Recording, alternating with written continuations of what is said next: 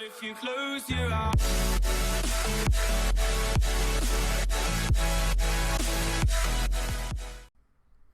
Welcome guys, it is Crimson from Mediocre Gamers. This is my personal channel.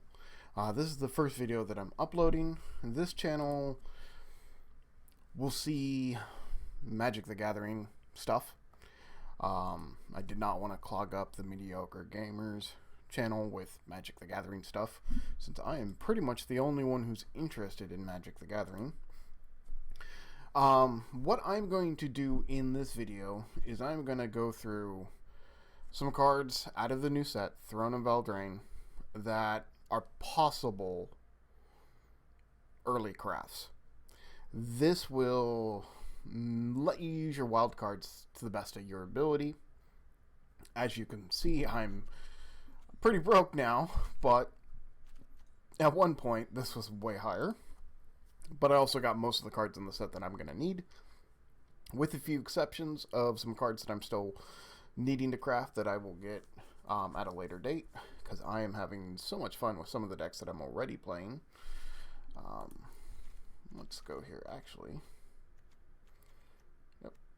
So the first thing I'm going to start with is the land. Land is usually the first thing you want to craft. We're going to start in the rare section, and I'm going to just quickly evaluate these 5 castle lands. We're going to start with the white. Now, all these lands come into play tapped unless you control one of the basic type. Doesn't have to be a basic land, it just has to be a plains, a mountain, an island type thing. So the white one is pretty decent. It's going to be our substitute for Legion's Landing, pretty much. It's not as good as Legion's Landing, in my opinion, but it's, you know, it's a fine card. Taps for a white. You can pay 4 and tap it to create a 1/1 human. Human has no special abilities. That is kind of the downside versus Legion Landing, which I think they had like lifelink or something, and I believe it. Yeah. But you had to, you know, do stuff to make Legion's Landing flip. This is just straight up. The blue one, same thing, comes into play tapped unless you control an island. Taps for a blue. You can pay 4 and scry 2. So essentially you are paying 5 mana, because you do have to tap the land itself to scry the 2. This is great for your draw go decks. Your certain combo decks are going to be running it, like the Fires of Invention decks are running this. Definitely a good card. I have seen multiple decks that are running 3 of these. Most of these I would not run more than 1 or 2, maybe 3. Now they are not legendary, so you can have multiple in play. But at the same point, you do run that risk of not being able to play them untapped if you get a crappy draw. The Star Destroyer. It's 3 and tap it, draw a card, then you lose life equal to the number of cards in your hand. I'm not a fan of this one. I think the drawback is a little too much. If it was lose 1 life or lose 2 life, I think it would have been more balanced. But losing 4 life, you're just not going to do it. You're not going to do it. So this relegates this card into an aggro style black deck, like a Suicide black deck. Does not allow this card to really be seen in your more control-y variants of like Dimir, some control-y Orzhov. I still play it in my Knights deck, because if I do run out of gas, it is draw a card, lose a life. So, your call. I would play around with it. I think this is a 2 of in some of your more aggro-y matches or decks, and maybe a 1 of in some other decks. Now, there is some other things that you could definitely use this with if, like, no, never mind. Doesn't work. Alright, Castle. The red castle. So it's pay 3, tap it, creatures you control get +1/+0 until end of turn. It's okay. You might see this in Calamity decks, because you can, tap it after you've attacked. So Calamities hit, your 1/1s are swinging in, now they're 2/2s. Yeah, if your goal is to play red deck wins, either Calamity or Goblin or something like that, yeah, this is worth crafting. The green one. So the green one is pay 4 and tap it to get 6 mana. You can only spend this to play creature spells or activate abilities of creatures. So it is technically only a net of 1 on its own.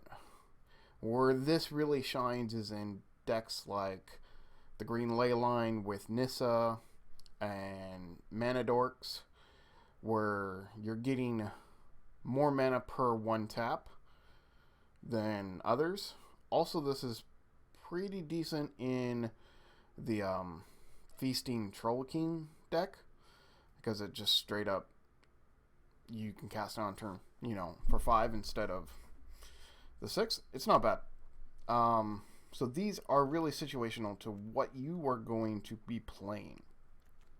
If you love control, blue control, get a couple castles.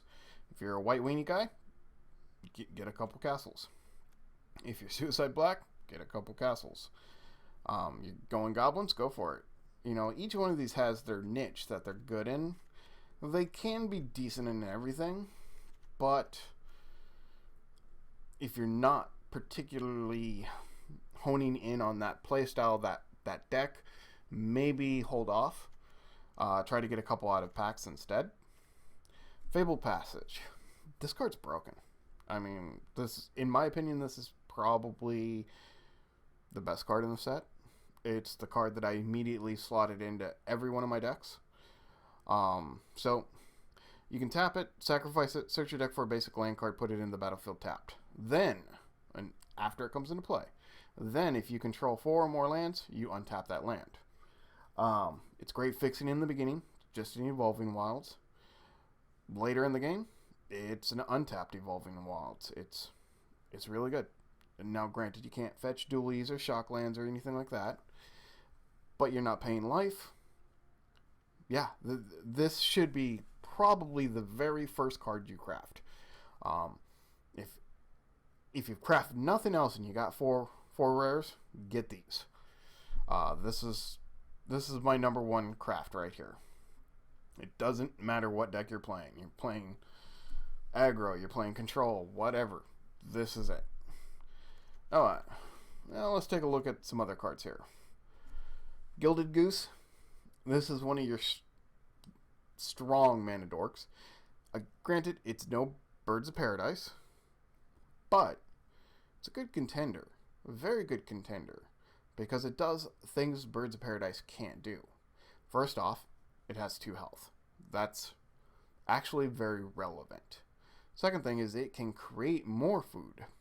So in those food decks, this can make just more food to allow you to bring back your Feasting Troll King and other cards. Beyond that, it allows you to play your Oko on turn 2 if you get this on turn 1. If you are planning to target a food deck, this is probably in your top 3 cards that you're going to be crafting. Other cards that work with the food deck will be Wicked Wolf. It's a 4 mana 3/3. When it enters the battlefield, fight up to 1 target creature you don't control. You can sacrifice a food to put a +1/+1 counter on him, and he gains indestructible. But then you have to tap him. This card is actually extremely good. Gives green reach into creature destruction that sometimes it doesn't have available in an optimal way. This is a very good card, especially if you're looking at the food deck. Feasting Troll King. This is probably the epitome of the food deck, and this is a card that actually gives me a lot of trouble because it has the trample, and it can keep coming back. So If you have multiple ways to produce lots of food, there's also a combo with Witch's Oven where you can sacrifice it in response to it dying, create 2 food, use your Gilded Goose, create the 3rd food, bring it right back. It's a lot of recursion with this card. So this card cost 6 for a 7/6 Vigilance Trample. When it enters the battlefield, if it was cast from your hand, create 3 food. So the first time you cast it, you're going to get your 3 food, so it's going to come back at least once. Then you can sacrifice 3 food, return Feasting Troll King from your graveyard to the battlefield, activate this ability only during your turn. Now it doesn't say as a sorcery, it just says during your turn.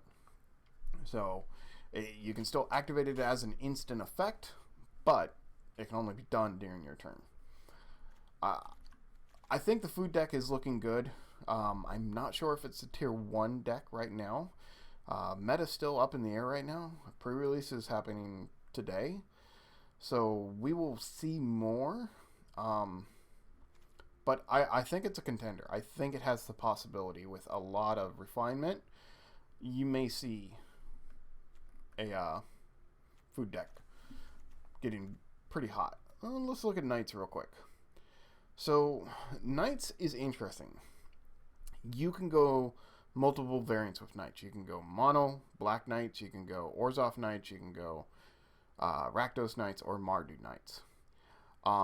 In my opinion, Mardu Knights seems to be the weakest.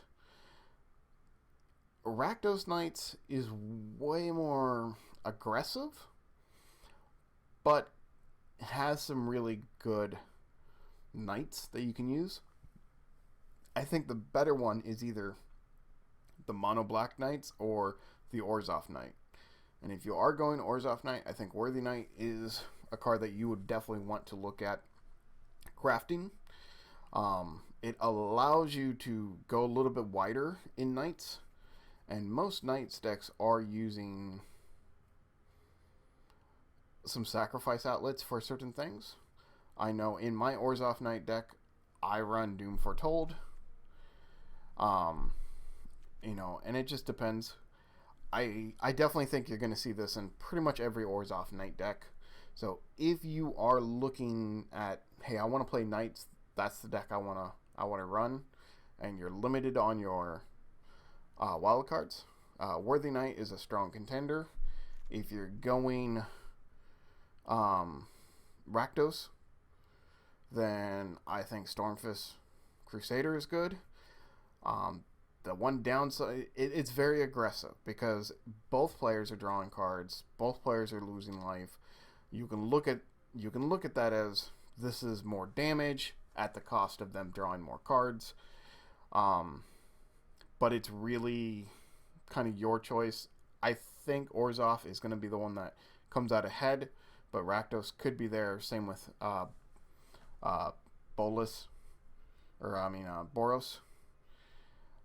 Another Knight. This goes in the Knight deck, but it also goes in almost every black control deck. So if you're playing Esper, if you're playing Dimir, you're probably also running these. These are a replacement for Vraska's Contempt. With the Swift in, it's an adventure, costs 2 black, 1 colorless, destroy target creature or planeswalker, you lose 2 life. How the storybook side works is if this card is in your hand, you can play the Swift inside. The card becomes exiled, and then you may play that creature from exile. So you don't lose the creature, but if you play the creature first, you don't get the storybook part. If you are playing black, if black is your color, whether it's black and another color, this is probably a card you're going to be putting high on your target list. So yeah, if you're playing Orzhov Knights, if you're playing any Knights with black, probably going to be hitting these. This would be my choice as the first one I grab out of the night package for wild cards, and then maybe Worthy Knight afterwards. This card's just insanely good. Once Upon a Time. Okay, a lot of people are going nuts over this card. I played with it quite a bit. It's a good card. I'm not gonna lie, it's a damn good card. I do not think it is the end-all, be-all of greatness, but it's a good card. If you have the extra wild cards, I would finish these off because you're probably going to run 4 of them in most of your green decks that are looking to search. The Gargoyle. This was the surprise card for me. I was not expecting to enjoy this card as much as I did. I play a lot of control. I play a lot of blue-white control, blue-black control, Esper control. This card is almost a key card in my control decks right now. It costs 2 for a 5/4 flying. Now, granted, it cannot block unless you have 4 cards in your hand or more, and it cannot attack unless they have 7 cards in their discard pile or more. And you may tap it for each person to put the top card of their library into the graveyard. So, early game, you drop this turn 2, it gives you a blocker, you're probably going to have the 4 cards in your hand. Especially if you're playing control, draw, go, any of that kind of stuff. Counter, permission. This is a great early game blocker card. Does kind of conflict with the counter spell decks, the very high permission decks, because you are dropping this instead of leaving your mana open for a counter spell. But it's a 5/4 that can block and can stop just about anything out there. Emery, Lurker of the Loch, otherwise Lady in the Lake. I don't know if you want to target this one super early, but I put her on here because she's quite good with the Gargoyle, being able to bring the Gargoyle back after they kill it. There's a lot of cantrip, like the Golden Egg, the Guild Globes. There's a lot of cantrips out there. She's a very fine card. Try to get her out of your packs. I wouldn't craft her if you don't have to. Bone Crusher Giant. If you're going red deck wins, you're going to be crafting these. These are going to be high on your target list. Straight up, the adventure is damage can't be prevented this turn. Stomp does 2 damage to any target. Yeah, it's a worse shock. In some ways, it costs more, but it also can't be prevented. So, sadly, there's not much things out there that can prevent damage right now. So, I don't know. Shock's probably still better right now, but this also gives you a body. It's a 3-drop for a 4/3 that whenever it becomes the target of a spell, it deals 2 damage to that spell's controller, which is really good, especially in the red deck wins type play. Ironcrag, Pyromancer. This card has given me some problems. So there is a new Phoenix deck that's running these. So whenever you draw your second card each turn, it deals 3 damage to any target. So it's a straight up bolt. So any time you draw the second card in a turn, you get to bolt something. The new Planeswalker, the Royal Scions, let you draw that second card. Radical Ideal, Opt. There's a lot of ways to draw that second card. Also, Red got a not only with like Tormenting Voice, but they got the new Tormenting Voice. So there are multiple ways to draw a second card per turn. If you like if you like that burn counter or Arclight Phoenix, this is probably the number 1 on your target list. This card wins games. Okay, for you combo players out there, Fires of Invention. This card, so there was another YouTube Mogwai who made a Grixis deck using this, and it is very strong. This card is really good. You drop this on turn 4, you have a 4 casting cost board wipes, a Ritual Suit, and then bam, you clear the board. Next turn you drop 2 Planeswalkers. It's really strong. And the next turn you drop 2 more Planeswalkers. I mean, this is a combo card. If you are looking to play interesting combo decks and you like Grixis style, this is probably going to be one that you're going to be looking at pulling. Alright, red deck wins, people. Cost 4 for a 2/4. If a red source you control would deal damage to an opponent or a permanent that opponent controls, it deals that much damage plus 2 instead. So, yeah, again, with this, it turns it into 5 damage. With this, it turns it into 4 damage. Let's be honest, you drop this card, if your opponent has any removal, it is targeting this. This is the epitome of dies to removal, because this card will not stay on the board if your opponent has a way to get rid of it. It is too dangerous. But still, if you are going to be playing any kind of red deck wins, or red burn, or red giants, or, well, maybe not red giants, but any deck that runs red, this is probably the card you're going to be targeting a lot.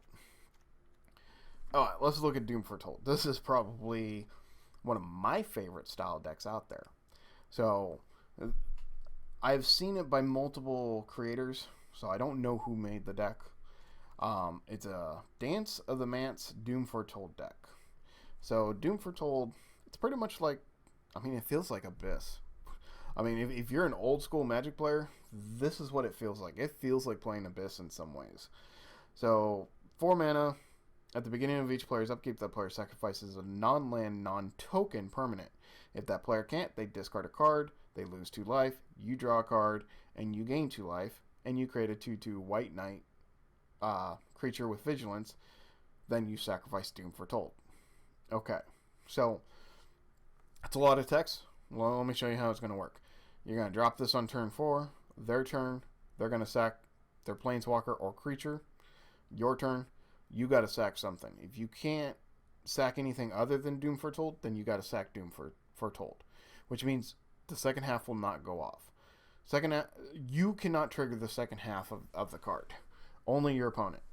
But if you have maybe like and it can't be token. That's the huge part. So, say you have, I don't know, a golden egg. You can sack the golden egg, then it goes back to their turn, and they have to sack something. If they can't, boom, the second half pops off. That's a great way. Most of the time when you play this, either your opponent is going to immediately flood, or they are going to stop playing stuff. This will stall them out, hoping that you'll get rid of the Doom Foretold. If they flood, it sets them up to be board wiped. If they stop playing stuff, it gives you the chance to work on your end game pretty much. And then you also gain 2 life, get a 2/2, draw a card, and they lose some life and discard a card. But when it's being paired with Dance of the Manse, you know, you play Doom Foretold on, or say you play Oath-Kai, then Doom Foretold, then next turn you play another Doom Foretold, you know, you sacrifice the Oath-Kai, you sacrifice the Doom Foretold, it goes to their turn, they can't sacrifice something, so you have to get rid of your Doom Foretold. Now you got 2 Doom Foretolds in the graveyard. Bam! Dance of the Manse, turn 6, boom. Get your Oath-Kai and your Doom Foretold's back. Super good deck. It's out there on Reddit. Definitely something worth looking at. I think this is going to be a high tier deck. I will be doing videos on this deck too, because I've had such a fun time playing the deck. The next card that I think is a card that I really like, especially with Emery, is Stone Scale, or Coil. So X for an XX pretty much. Trample, which is huge. Reach, which is actually relevant. Protection from Multicolor, which is also relevant. And then it gets counters. The reason why I like it with Emery is, you know, they kill it, you tap Emery, you replay it with a higher X cost. I think this card is a very strong card. There are decks that will be using this. I don't know if I would be like, oh, my first card I'm going to craft is this. But this is a card that you will want to keep in the back of your mind. Alright, let's look at Mythics. Robber the Rich. This card's annoying as hell. Alright, so it's 2 for 2/2, reach, haste. That right there's annoying. When it attacks, your opponent exiles the top card of their library. You may play that card on any turn that you attacked with a rogue. So it doesn't have to be Robber the Rich who attacked, just any rogue. And you can spend mana as if they were any color. It's a strong card. You're seeing it in a lot of Gruul decks. You're also seeing it in like Red Deck Win style decks. Mythic, it definitely deserves its Mythic rating. Unfortunately, it's also one of those cards that if you craft one, you want to craft four. So it can be kind of an expensive card to run. Same thing with Brazen Burrower. I haven't seen a lot of decks that are running this yet. I still expect this card to be very high up on the target list for a lot of decks, especially Flyers decks and some control decks. You can pay 2, bounce a permanent, and I love that it's a permanent. So, you can bounce their Planeswalker, you can bounce an artifact, an enchantment, whatever. I wish it was bounce a non-basic, return target non-basic land. Because Field of the Dead is a pain in my ass, but I guess it really doesn't matter. They'll just replay it and get more value off of it. And then beyond that, you have a 3/1 flying flash that can only block creatures with flying. It's just a good card. Again, I haven't seen any deck lists out there that are running for these, but I would keep this on your radar. Royal Scions. Now this is part of that new Izzet Phoenix Arclight Phoenix deck. So +1, it's a 3-drop for with 5 loyalty. That's huge. It's a very strong Planeswalker. +1, draw a card, discard a card. Enables the Pyromancer, enables a couple other cards that say, draw when you draw your second card. Yeah, you're going to be running 2 or 3 of those in that Izzet deck. Outside of that deck, I don't think you're going to be running a lot of these. So if your goal is that Izzet deck, this is what you're going to be looking at getting. Beyond that, target creature gets +2 and gains first strike and trample. Decent. -8, draw 4 cards. When you do, Scion deals damage to any target equal to the number of cards in your hand. Again, finisher. Great card. Again, I don't know how high you're going to want to target it if you're not running the Phoenix deck. But if you are, this is a high target. If you are looking at the food deck, this is probably one of your highest targets in the Mythic slot. Oko, Thief of Crowns. Great card. 3 for 4 loyalty, +2, give it a food. +1, turn target artifact or creature, loses all abilities and becomes a green elk. With toughness, power and toughness 3/3. So the +1, you can turn your food into elks, or you can turn their creatures into elks. So they drop, a huge beastie, turn it into a 3/3. It's pretty good. -5, exchange control of target artifact or creature you control with target creature and opponent controls with power 3 or less. So, yeah, there are some creatures that are worth doing that for. Like, here, take my food token. I'll take your 3/3.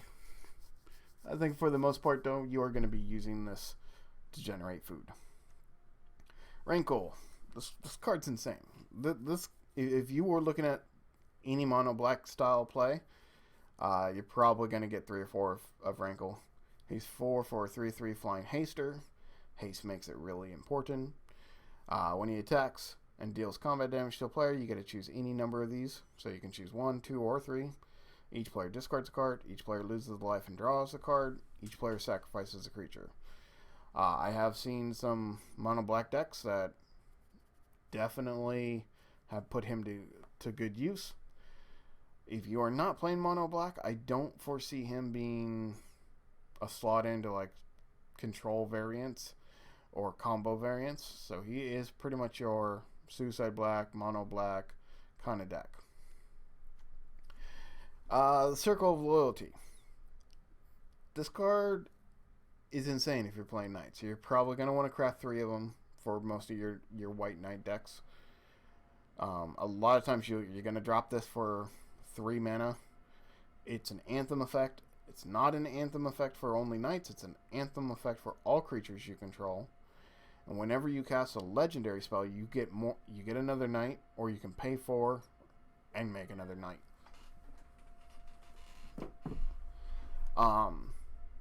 Solid card. This card's going in every knight deck. Period. So if you're looking at playing knights and you are running white, get 3 of these right away.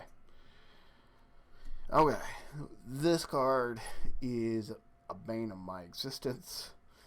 It's a 4-drop. That's a 4/4 Vigilance, Death Touch, Haste. Death Touch is definitely strong. Haste is definitely strong, and Vigilance isn't nothing to be upset about. I mean, like, if that's all it said, this card would be worth crafting. But it goes more. So it can't be blocked by creatures with power 2 or less. Combat damage that would be dealt to creatures you control cannot be prevented, or by creatures you control, so they can't fog it. Whenever it deals combat damage to an opponent, it deals that much damage to target planeswalker that opponent controls. And that is key. So in Oathbreaker, Commander, Brawl, you can't hit one player and then kill somebody else's planeswalker, but that's fine. This card is insane, and there's lots of fight mechanics out there, and one-sided fight mechanics like Domri's Ambush, which makes the Death Touch so relevant. If you are looking at playing big green, this is a 4 of immediately. And talking more big green, the Great Hedge. So it cost 9. Legendary artifact. The spell costs X less to cast, where X is the greatest power among creatures you control. So if you have a creature that has 7 power, this costs -7. You can do that with a Giant Growth. You know, the Adapting Elf Crab Warrior. Bam. Adapt. That's 4. Giant Growth. There's your 7. This is not hard to get into play. You can tap it for 2 green mana and 2 life, and then whenever a non-token creature enters the battlefield under your control, put a +1/+1 counter on it and draw a card. So your adapt decks will use this because it allows you to adapt right away without actually paying the mana to adapt them, and you're refilling your hand every time you play a creature. So yeah, this is depending on the deck you're looking at, you're going to craft 2 to 4 of these, and I think it's a very strong card. So these are kind of the cards that I've been looking at for your rares and mythics. There's a lot of good cards, and I know there's cards I missed, like Hushbringer, which is a great sideboard card, and in my opinion, Midnight Clock, which I absolutely love. There are definitely other cards that we did not talk about, but these are the ones that I think you want to be looking at crafting first, depending on your playstyle and what deck you are going to be targeting. If you do not have the money to just straight up buy every card, and when it first comes out, just buy 3 boxes pretty much, then you want to target what you're spending your wild cards on. And at that point, you really got to see what decks you are going to enjoy playing. So I can't tell you which card is the first card you should craft. Okay, actually I can. It's this card, period. I can't tell you what your second card is that you want to craft, because that will depend on what style and what decks you want to play. But hopefully this list has given you some ideas of what style, what decks we're kind of seeing in the meta, and what would be interesting for you to play and what you should be targeting. Thank you for watching. If you enjoyed the video, please hit the like, subscribe. Even better, say something in the comments.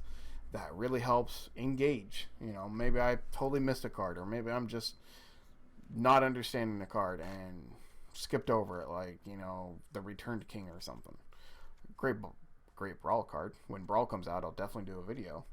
But until then, thank you for watching, and you guys have a great day.